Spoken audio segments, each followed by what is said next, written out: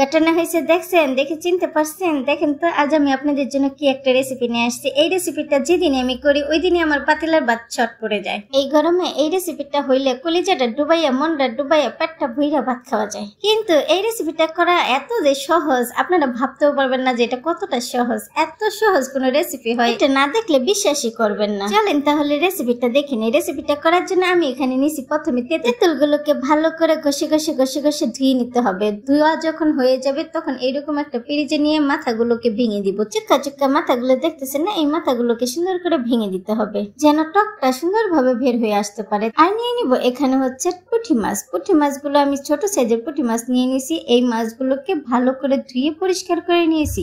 এখন চলে যাব যে পাত্রে টকটা রান্না করবো ওই পাত্রটা চুলায় বসিয়ে দিব। বসিয়ে দিয়ে এখানে প্রথমে দিয়ে দিতে হবে তেল। তেলটা দিয়ে তারপরে এখানে দিয়ে দিব হচ্ছে পেঁয়াজ বাটা। এই রেসিপিটায় পেঁয়াজ বাটাটা ব্যবহার করলে বেশি স্বাদ হয়। আপনারাও চেষ্টা করবেন পেঁয়াজ বাটাটা অবশ্যই ব্যবহার করতে। পেঁয়াজ বাটাটা দিয়ে তারপরে পেঁয়াজটাকে ভালো করে কিছুক্ষণ ভেজে নিব। ভাজা হয়ে গেলে দিয়ে দিব এখানে আদা আর রসুন বাটা। আদা রসুন বাটা দিয়েও কিছুক্ষণ ভেজে নিব। ভাজা ভাজা হয়ে গেলে তারপর এখানে দিয়ে দিব লবণ পরিমাণ মতো, আর দিয়ে দিব হলুদের গুঁড়া, মরিচের গুঁড়া, ধনিয়ার গুঁড়া। হলুদের গুঁড়া, মরিচের গুঁড়া, ধনিয়ার গুঁড়া দিয়ে এটাকে ভালো করে কিছুক্ষণ ভাজা ভাজা করে নিব। কিছুক্ষণ ভাজার পরে দিয়ে দিব অল্প পরিমাণে পানি। অল্প পরিমাণে পানি দিয়ে মশলাটাকে সুন্দরভাবে কষিয়ে নেব। যখন কষানো হয়ে যাবে এখানে দিয়ে দিব পুঁটি মাছগুলো।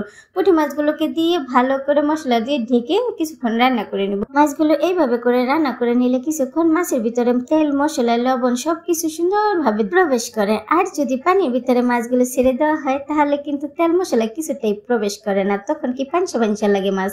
আর এই মাছটা খাইতে কিন্তু বেশি ভালো লাগবে। মাছগুলো এইভাবে কিছুক্ষণ রান্না করার পরে দিয়ে দিব এখানে কাঁচা তেঁতুল। কাঁচা তেঁতুল দিয়ে কিছুক্ষণ রান্না করার পরে যখন দেখবে একদম তেল বেশি উঠছে, রান্নাটা সুন্দর একটা সুঘ্রাণ ছড়াইছে, কাঁচা কলরটা চলে গেছে, তখন এখানে দিয়ে দিব হচ্ছে পানি। পানি দিয়ে নাড়াচাড়া দিয়ে ঢাকনা দিয়ে ডেকে কিছুক্ষণ অপেক্ষা করব। কিছুক্ষণ পর ঢাকনা উঠিয়ে দেখে নেব। যখন রান্নাটা এরকম একটা কালার চলে আসবে, যখন দেখবেন এরকম হয়ে গেছে তখন বুঝবেন রান্নাটা প্রায় হয়ে গেছে।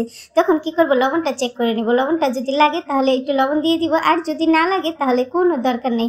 লবণটা দিয়ে কিছুক্ষণ নাড়াচাড়া দিয়ে তারপরে আবার কিছুক্ষণ রান্না করে নিব। আবার যখন রান্না করা হয়ে যাবে, সুন্দরভাবে রান্নাটা হয়ে যাবে, তখন সবশেষে দিয়ে দিব ধনেপাতা কুচি।